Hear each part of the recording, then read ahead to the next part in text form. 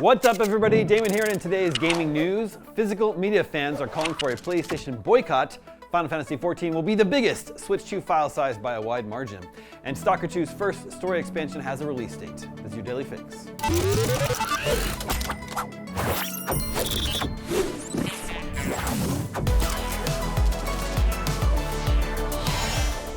Backers of physical media have called on gamers to boycott PlayStation for a week in August to send a message that its decision to kill discs in 2028 is unacceptable. The Does It Play Twitter account, which is a fierce critic of Sony's plan to do away with game discs, issued a call to arms that has been viewed on the platform nearly 1 million times. The account said, "Sony wants to abandon fans. Let's give them a small taste of their own medicine. Together with other creators, we call for a 1-week PlayStation blackout in August. No logins, no play sessions, no purchases on any of Sony's platforms." Since the announcement that it is ending physical disc production, gamers have called on Sony to U-turn on its decision, signing online petitions and swarming over PlayStation social media posts to express concern about video game preservation and ownership. Moving on, Final Fantasy XIV will land on Switch 2 with an almighty thud next month, as its honking install size will take up almost half of the console's 256 gigs of memory. Final Fantasy XIV will weigh in at 117.2 gigs when it launches for Switch 2 on August 4th. That's around double the game's install size on PlayStation 5, which benefits from some clever file compression technology, though similar to the game's memory footprint on PC. It's a hefty download, though perhaps to be expected when you consider the MMO's size and the amount of content that has been added over the years.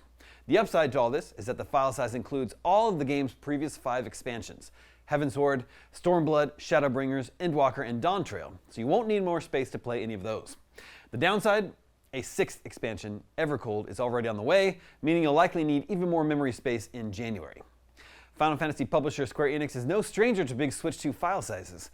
Final Fantasy VII Rebirth holds the current record for a single game at 92 gigs, as well as the record for a game bundle, the Kingdom Hearts collection, which includes a trio of titles that weigh in at 131 gigs total. Finally today, Stalker 2 not only has a release date for its first major story expansion, but also its huge free 2.0 update. Ukraine developer GSC Game World announced that Stalker 2 Cost of Hope is set for PC, Xbox Series X and S, and PlayStation 5 on August 20th.